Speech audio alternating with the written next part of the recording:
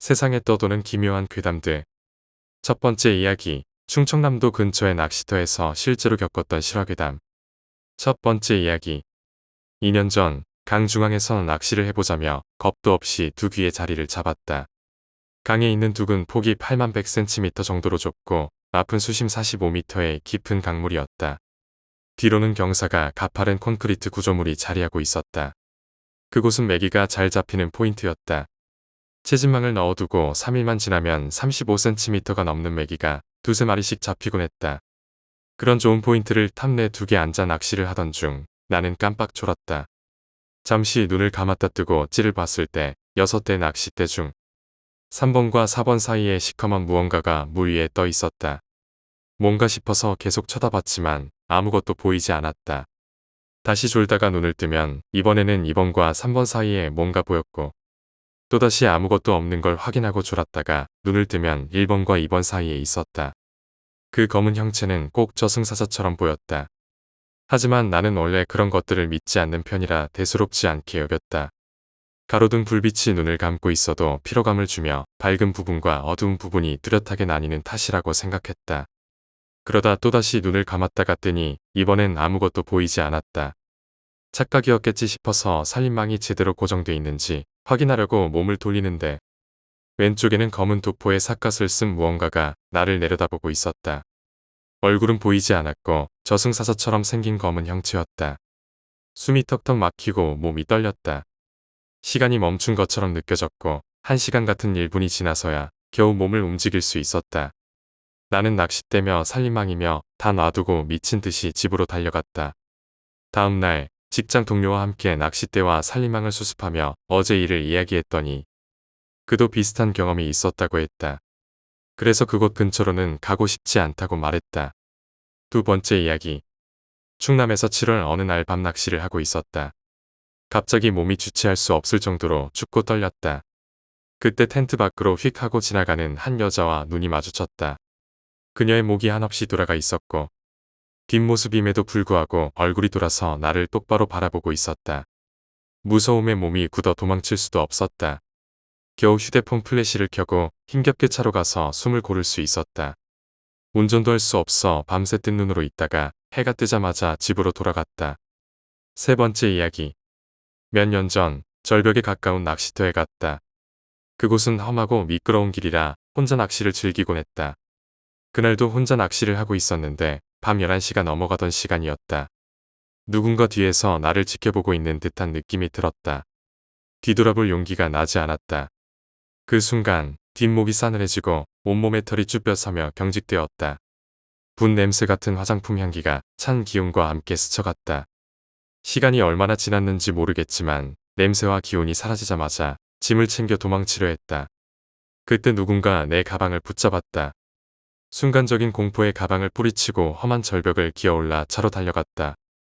짐을 던져넣고 덜덜 떨며 겨우 집으로 돌아왔다. 이후 친구와 이야기를 나누다 놀라운 사실을 알게 되었다. 내가 앉았던 자리 건너편에서 친구도 낚시를 하던 중 여자가 우는 소리를 듣고 도망쳤다는 것이다. 네 번째 이야기. 몇 년 전 충남 청양군에서 큰 교통사고가 있었다. 소나타 차량과 학원버스가 충돌해 어린아이들이 희생된 사고였다. 그 사고가 있던 지역의 작은 소류지에서 새벽 1시 아이들이 웃으며 떠드는 소리가 들렸다. 이 시간에 애들이 놀다니 생각하며 낚시에 집중했다. 그러다 사고와 시간이 떠오르자 온몸이 소름 끼쳤다. 아이들 소리가 점점 가까워졌다. 너무 무서워 소주를 벌컥벌컥 마시고 텐트에 숨어 밤을 지새웠다. 아침이 되자 소리는 사라졌다. 다섯 번째 이야기. 작년 추석 남부동지 근처에서 낚시 중이었다. 주유소 근처에서 아이들 웃음소리가 들려 추석이라 놀러온 건가 생각했다. 하지만 그날 밤 들은 소리가 위 이야기를 생각나게 하며 오싹한 기분이 들었다. 여섯 번째 이야기. 6년 전 청송 안덕면 근처 소류지에서 지인들과 낚시를 했다. 새벽 3시경 지의 입질이와 낚싯대를 들려던 순간 발 아래에서 두 팔이 내 발목을 붙잡았다. 물속으로 빠져들 뻔했지만 옆에 있는 풀을 붙잡아 간신히 매달렸다. 뒤늦게 돌아온 지인이 나를 끌어올렸고 그제야 발목을 잡은 것이 사라졌다. 그날 이후 그 소류지에는 다시는 가지 않았다. 두 번째 이야기, 흉살. 평소와 같이 퇴근하고 집에 들어왔다. 그런데 그날따라 아내의 안색이 좋지 않았다. 씻고 TV를 보는데도 아내는 안절부절 못하며 뭔가 할 말이 있는 것처럼 내 주위를 맴돌고 있었다. 왜 그래? 나한테 할 말이 있어? 내가 묻자 내가 말했다. 내 친구 은숙이 있잖아. 걔가 용한 무당이 있다고 해서 같이 갔거든. 아내는 점괘를 다 보고 나오려는데 무당이 이렇게 말했다고 했다. 너희 어머니 얼마 전에 가슴 아파서 입원했지? 실제로 한 달 전 장모님은 협심증으로 일주일간 병원에 입원하셨다. 그리고 무당은 말을 이어갔다. 너희 어머니한테 백호살이 들었어. 흉살 중에 흉살이지. 근데 하필 내가 상문살이 들었어. 어머니한테 잘해. 너 그러다 상복 입을 수 있어. 무당의 말에 찜찜했던 아내는 무슨 말을 그렇게 하세요? 라고 소리치며 자리를 박차고 일어나려 했다. 그러자 무당이 다시 말했다. 사람 하나 살리려고 그러는 거야. 복채 안 받을 테니 앉아봐. 무당은 흉사를 피하는 방법을 알려줬다. 1년 동안 가족 모두 결혼식장과 장례식장에 절대로 가지마. 정 가야 한다면 팥과 소금을 가져가. 그리고 집에 오면 꽃게가 든 음식을 꼭 먹어야 해. 그래야 상갓집에서 붙은 귀신을 떼어낼 수 있어. 이게 끝이 아니었다. 무당이 한 가지를 더 신신당부했다. 올해가 다 가기 전에 어머니와 바다 건너 섬에서 하룻밤 자고 와. 만약 1년 동안 어머니에게 귀신이 붙더라도 바다를 건너가며 힘이 약해져 떨어질 거야. 그렇게 가족들은 1년 내내 결혼식과 장례식을 될 수 있으면 피했다. 어쩔 수 없이 꼭 가야 할 때는 팥과 소금을 챙겼다. 문제는 꽃게였다. 우여곡절 끝에 24시간 해물 순두부집을 찾아 해물 순두부에 든 꽃게를 먹고 짬뽕에 들어있던 꽃게까지 먹으며 해결해 나갔다. 그렇게 시간이 흘러 11월이 되었다. 아내는 다시 어두운 표정으로 말했다. 그 무당이 어머니를 데리고 바다 건너 섬에 갔다 오라고 했잖아. 아내는 어떻게 해야 할지 걱정했다. 그래서 서울에서 가까운 강화도의 펜션에서 하룻밤 자고 오기로 했다. 막상 강화도에 오니 날씨도 좋고 바다를 보니 기분도 좋아졌다. 저녁에는 회무침과 돌게장 정식으로 맛있게 저녁 식사를 했다. 그런데 딸이 화장실에 가고 싶다며 장모님과 함께 화장실에 다녀왔다. 그런데 화장실에서 돌아온 장모님의 모습이 이상했다. 엄마, 눈이 왜 그래? 장모님의 왼쪽 눈은 흰자가 안 보일 정도로 새빨갛게 충혈되어 있었다. 주말이라 근처 병원이 모두 문을 닫아 다시 바다를 건너 병원으로 향했다. 의사는 재채기를 심하게 하거나 고혈압이 있으면 그럴 수 있다고 말했다. 하지만 장모님은 평소 아무런 증세도 없었다. 화장실에서 무슨 일 없으셨어요? 내가 묻자 장모님이 대답했다. 이상한 일은 없었는데 이상한 사람은 봤어. 덩치 큰 여자가 고개를 숙인 채 몸을 흔들며 다가오고 있었어. 얼굴을 봤더니 괴상하게 립스틱을 바르고 나를 보며 히히거리고 웃었지. 그리곤 다시 화장실로 들어갔어. 그렇게 병원 진료를 마치고 강화도로 돌아와 우리 가족은 잠에 들었다. 하지만 나는 뭔가 찝찝해서 쉽게 잠들 수 없었다. 며칠 후 다행히 장모님의 눈은 완전히 나았다. 그런데 퇴근하려는데 아버지에게 전화가 왔다. 너희 외숙모가 돌아가셨으니 나랑 같이 장례식장에 가자. 퇴근 후 아버지를 태우고 장례식장으로 향했다. 그날 아버지는 취하도록 술을 드셨다. 그래서 아버지 댁에서 잠을 자야겠다고 생각하고 새벽 1시에 아파트에 도착했다. 엘리베이터로 가는데 어떤 여자가 머리를 늘어뜨리고 엘리베이터 벽에 서 있었다. 버튼도 누르지 않은 채 말이다. 나는 엘리베이터 버튼을 눌렀고 문이 열리자 그 여자가 따라 들어왔다. 엘리베이터 안에서 그 여자는 문 쪽에 기대어 있었다. 그 순간 머릿속을 스치는 생각이 있었다. 장례식장에 팥과 소금을 챙기지 않은 것이다. 급히 1층 버튼을 누르고 내려 편의점으로 달려가 소금을 샀다. 몸에 소금을 뿌리고 나니 그나마 마음이 진정되었다. 다시 엘리베이터로 갔는데 그 여자는 여전히 그곳에 있었다. 그리고 고개를 숙인 채 흐느끼고 있었다. 그 여자를 보고 있자니 온몸에 소름이 돋았다. 아버지는 이미 엘리베이터 안으로 들어가셨다. 어쩔 수 없이 나도 따라 들어갔고 엘리베이터 안에서 최대한 멀리 떨어져 있었다. 그 여자는 여전히 고개를 숙이고 있었다. 용기를 내어 그 여자를 쳐다보려 거울을 봤는데 그 순간 거울 속에서 그녀와 눈이 마주쳤다. 그 여자는 거울 속에서 나를 노려보고 있었다. 더 놀라운 것은 그녀의 입가였다. 립스틱이 얼굴을 가릴 만큼 마구 칠해져 있었고 그 상태로 웃고 있었다. 순간 머릿속을 스치는 장모님의 말. 강화도 화장실에서 봤다는 그 여자와 똑같았다. 그때 그 여자가 천천히 손가락을 들어 13층 버튼을 눌렀다. 엘리베이터가 13층에 도착하자 그 여자는 아무 말 없이 내렸다. 문이 닫히기 전 그 여자가 갑자기 뒤돌아보며 내 왼쪽 눈을 가리키며 미친 듯이 웃었다. 아파트에 도착한 후 아버지께 물었다. 13층에 젊은 여자가 살아요? 아버지가 대답했다. 13층에는 노부부만 살아. 그 아들 내외는 해외로 가서 젊은 여자가 있을 리가 없지. 얼마 뒤 13층에 사는 노부부 중 할아버지가 갑작스럽게 풍에 걸리셨다는 소식을 들었다. 그 일이 귀신 때문인지 아니면 우연이었는지 아직도 모르겠다. 그 여자가 엘리베이터에서 사라지고 나서도 나는 한동안 그 순간이 잊히지 않았다. 왼쪽 눈을 가리키며 미친 듯이 웃던 그녀의 모습이 머릿속에서 떠나지 않았다. 며칠 후 아버지는 별다른 일 없이 회복되셨지만 나는 여전히 찝찝함을 느끼고 있었다. 그래서 그날 이후로는 밤늦게 엘리베이터를 타는 것도 꺼려졌다. 그러던 어느 날 아파트 관리사무소에서 이상한 소식을 듣게 되었다. 13층 노부부가 며칠 전 집을 비운 뒤 아무도 그곳에 들른 적이 없었다는 것이다. 분명 며칠 전까지만 해도 집에 불이 켜져 있었다.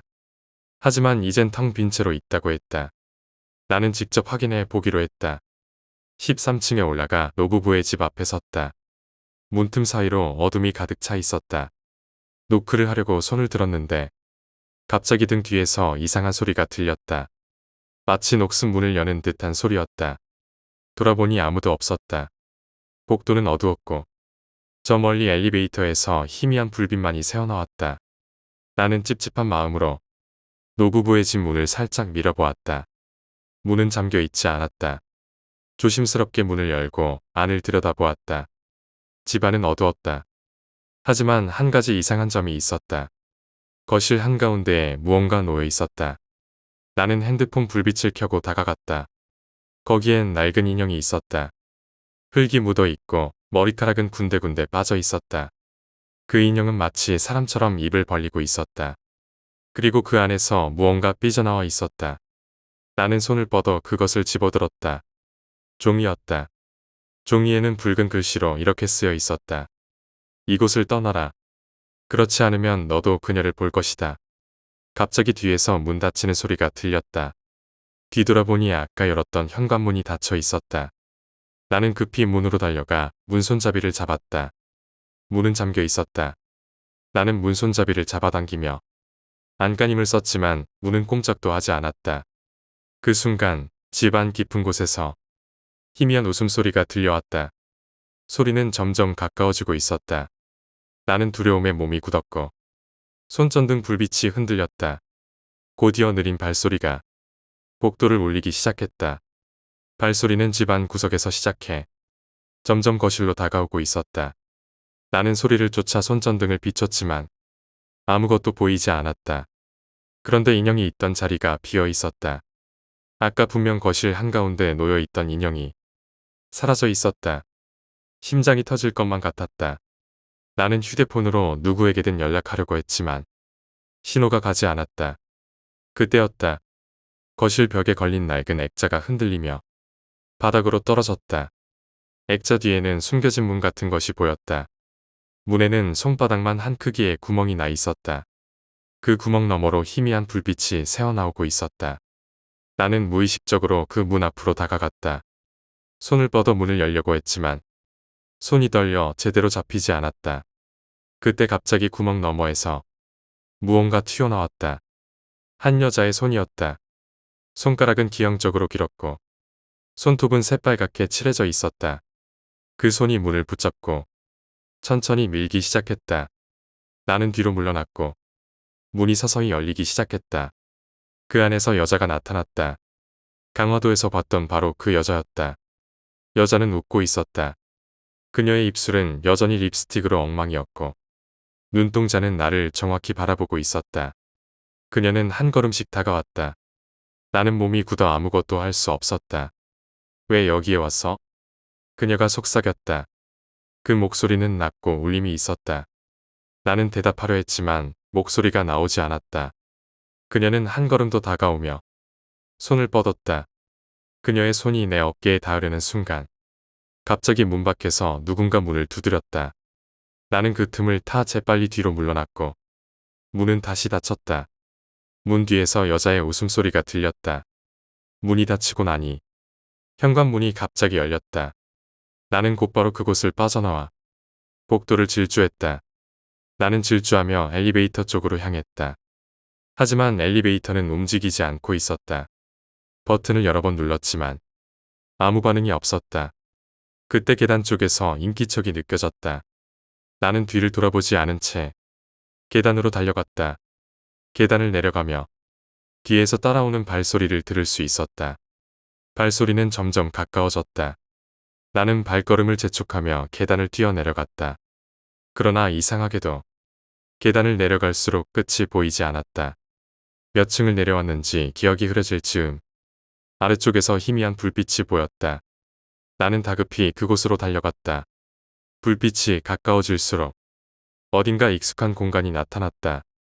13층이었다. 분명히 아래로 내려왔는데 나는 다시 13층에 서 있었다. 땀이 온몸을 적셨고 숨이 거칠게 몰아쳤다. 그 순간 복도 끝에서 그 여자가 고개를 숙인 채 몸을 흔들거리며 걸어나오고 있었다. 왜 도망가? 그녀의 목소리는 또렷하고 차가웠다. 나는 복도 반대편으로 전력을 다해 뛰었다. 그런데 복도의 끝은 또다시 13층이었다. 이상한 기시감이 나를 덮쳤다. 뭔가가 나를 반복적으로 같은 공간에 가두고 있었다. 그 여자는 여전히 느린 걸음으로 나를 향해 다가오고 있었다.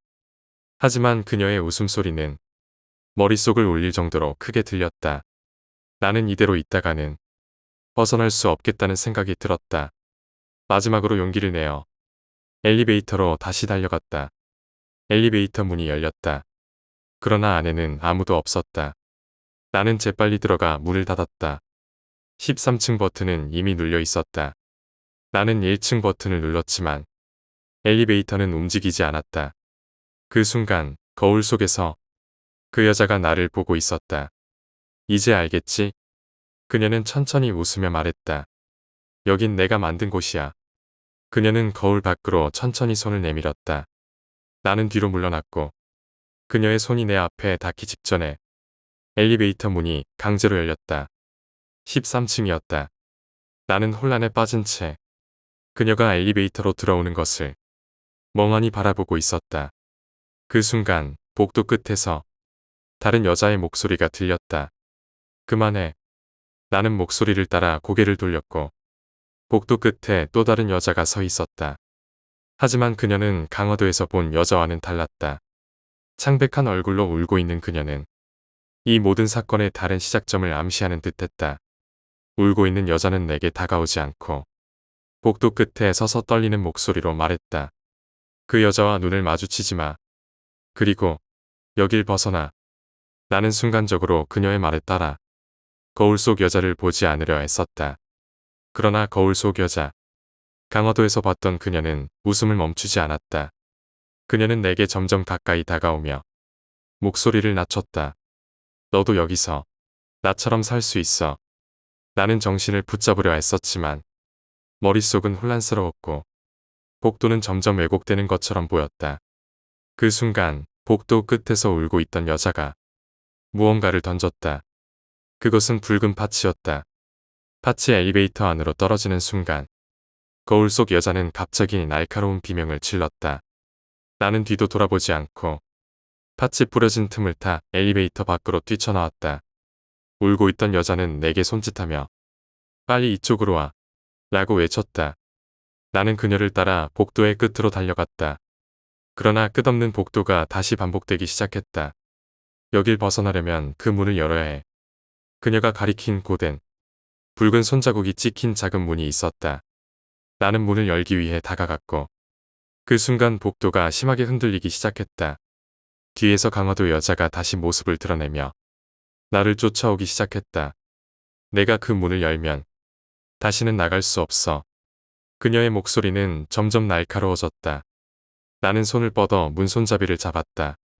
그 문을 여는 것이 이곳에서 벗어날 유일한 방법이라는 생각뿐이었다. 손잡이를 돌리는 순간 강화도 여자는 내 바로 뒤에 있었다. 그녀는 손을 뻗어 내 어깨를 잡으려 했지만 나는 온 힘을 다해 문을 열었다. 문이 열리며 밝은 빛이 나를 삼켰다. 눈이 부셔 앞을 볼 수 없었지만 분명히 뒤에서 여자의 비명소리가 들려왔다. 빛이 점차 잦아들자 나는 아파트 현관 앞에 서 있었다.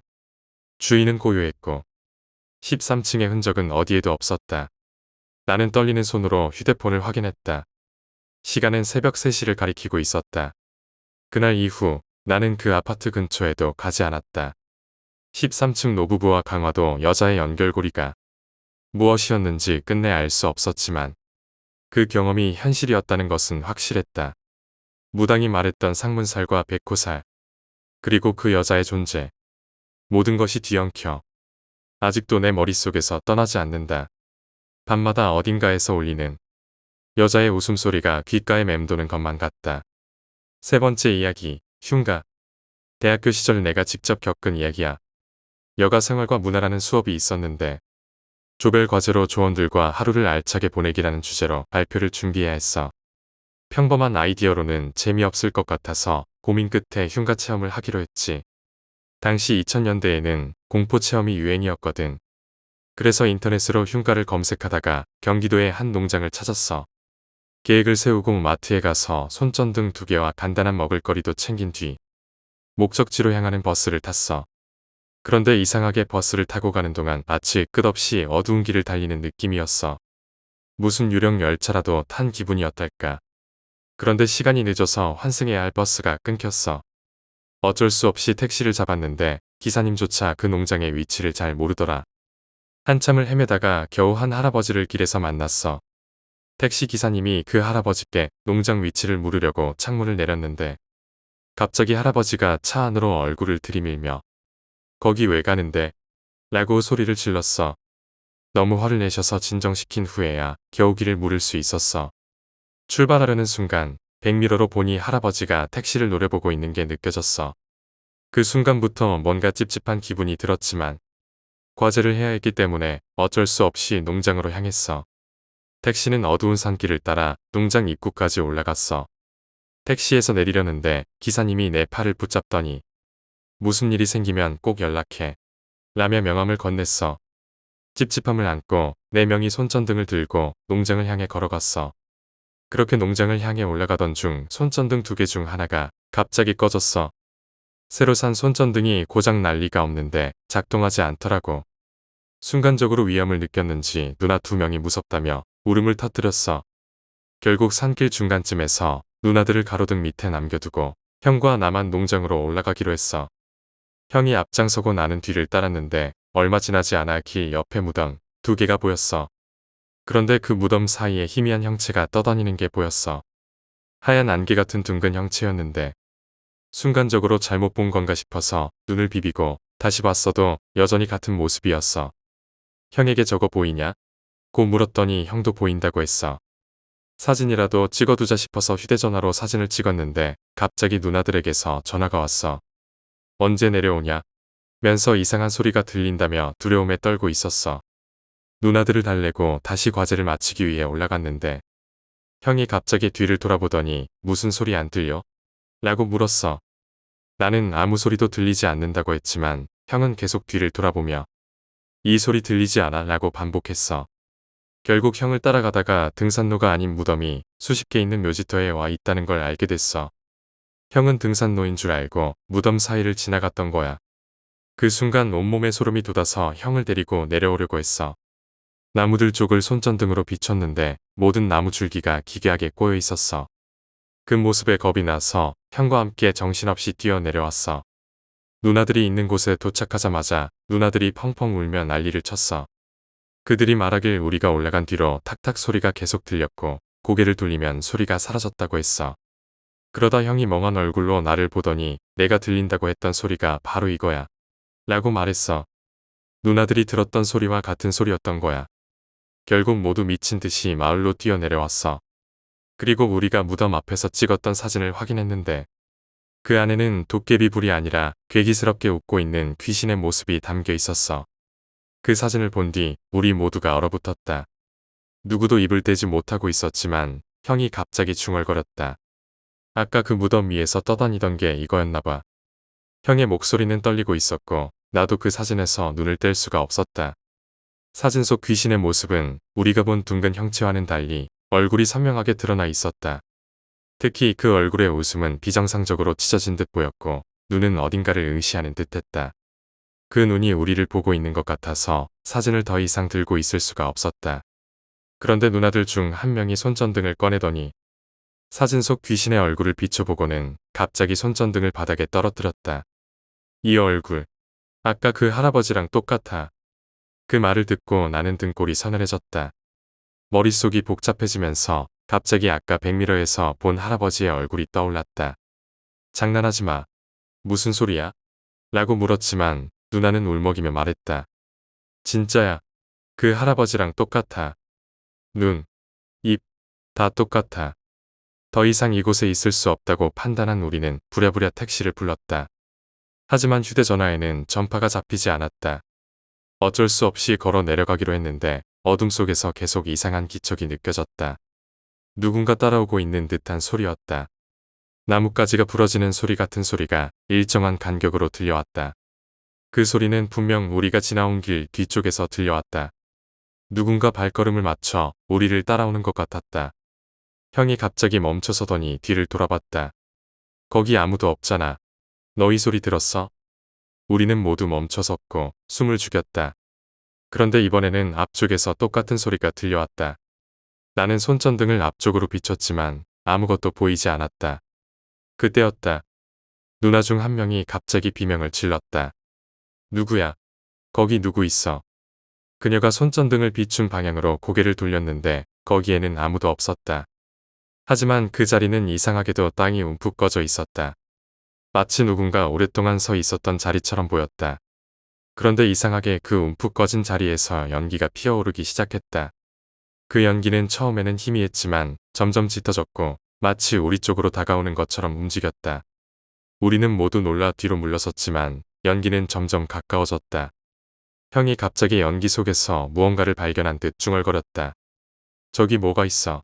사람 같아. 연기 속에서 희미하게 형체가 보이기 시작했다. 그것은 분명 사람이었다. 하지만 얼굴이 없었다.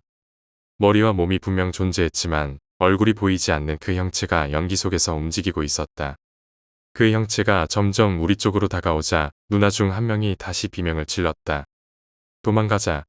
여기 있으면 안 돼. 우리는 비명을 지르며 뒤도 돌아보지 않고 달렸다. 하지만 아무리 달려도 발소리는 우리를 따라왔다. 네 번째 이야기, 애장터. 제가 고등학교 2학년 때 겪은 이야기입니다. 그 당시 저는 조금 건들거리는 성격에 싸움에는 꼭 끼어들기를 좋아하던 학생이었습니다. 그러다 보니 선배들로부터 단합대회라는 명목으로 매달 한 번씩은 두들겨 맞는 고통을 감수해야 했죠. 어느 날 못마땅한 선배가 있어서 단합대회에 참석하지 않고 친구 집으로 피신 겸 놀러 갔습니다. 때는 초겨울이었고 저는 그리 멀지 않은 곳에 살고 있었기에 그 동네 지형을 대충 알고 있었습니다.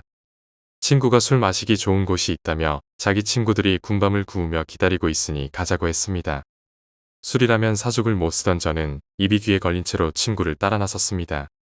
산길을 10여 분 올라가니 어디선가 연기가 모락모락 피어오르는 곳이 보였습니다. 거기에는 친구의 다른 학교 친구들이 있었는데 몇 명은 아는 얼굴이라 어색하지 않았습니다. 모인 인원은 총 7명이었고 그 중에는 운동부 친구도 있어서 술을 마시지 않는 애도 있었습니다. 술을 마시며 한참 즐기던 중 주변 지형이 특이하다는 걸 느꼈습니다. 움푹 패인 계곡 같은 모습이었고 햇빛이 잘 들지 않아 기분이 이상했습니다. 그곳에 앉아있으면 낮인지 밤인지 구분이 안 될 정도였죠. 그때가 아마 오후 5시쯤으로 초겨울이라 조금 어두워진 시간대였습니다. 그때였습니다. 저 멀리 어두운 곳에서 아주머니의 비명소리 같기도 하고 이상한 소리가 들려왔습니다. 저는 잘못 들었나 싶어서 친구들에게 물어봤더니 친구들도 들었다고 하더군요. 5분쯤 지났을 때 어둠 속에서 아주머니가 다급한 목소리로 외쳤습니다. 총각들, 큰일 났어. 좀 도와줄 수 없겠니? 우리는 무슨 일이냐고 물었더니 논뚝이 무너져서 논이 스물들 위기라는 겁니다. 그래서 걱정하지 말라고 말씀드리고 모두 일어나 아주머니를 따라 나섰습니다. 하지만 아무리 따라가도 이상하게 아주머니와의 거리가 좁혀지지 않았습니다. 그때 뒤에 있던 친구 하나가 외쳤습니다. 귀신이야. 우리 지금 홀린 거야. 그 말과 동시에 또 다른 친구가 소리쳤습니다. 아주머니 발 좀 봐봐. 저는 기절할 뻔했습니다. 아주머니의 발이 지면에서 50cm 정도 떠 있는 걸 확인했기 때문입니다. 그제야 우리는 모두 비명을 지르며 도망치기 시작했습니다. 하지만 도망치는 중에도 아주머니가 갑자기 뒤를 돌아봤습니다. 그 얼굴은 특별히 이상하지 않았지만 목까지 내려온 긴 혀와 너무나 슬픈 눈빛이 잊히지 않았습니다.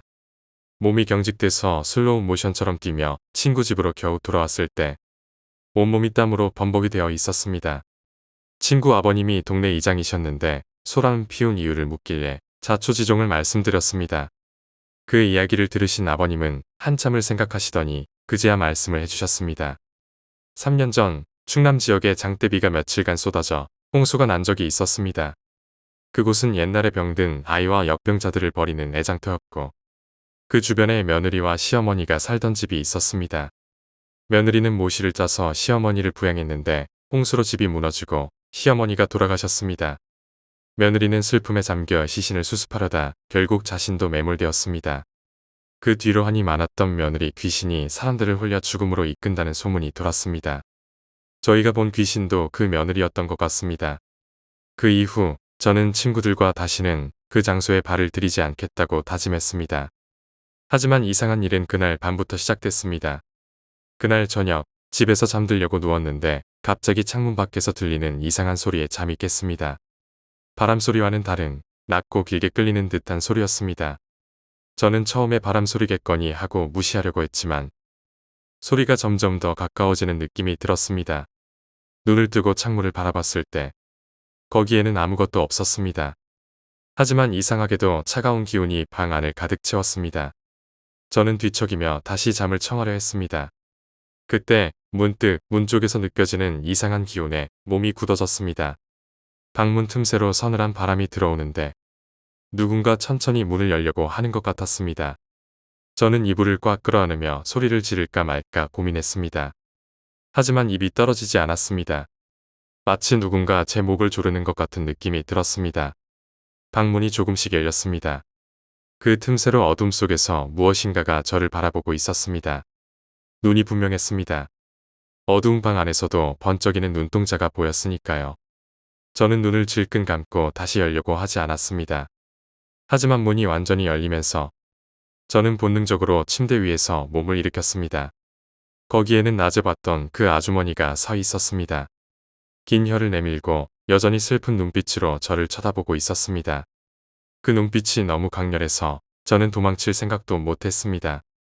그녀가 천천히 제게 다가왔습니다.